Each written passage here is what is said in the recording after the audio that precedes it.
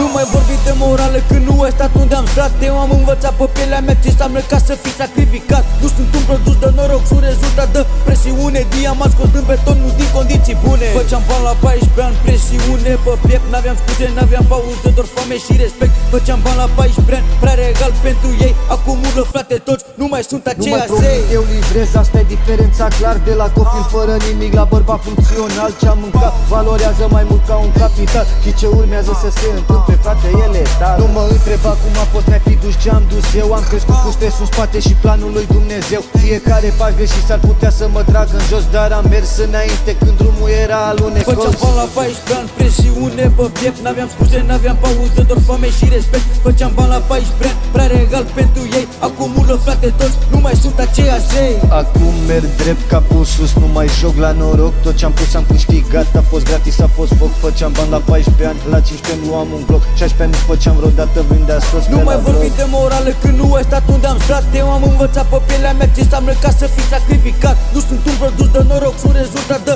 presiune. Diamant scos din beton, nu din condiții bune.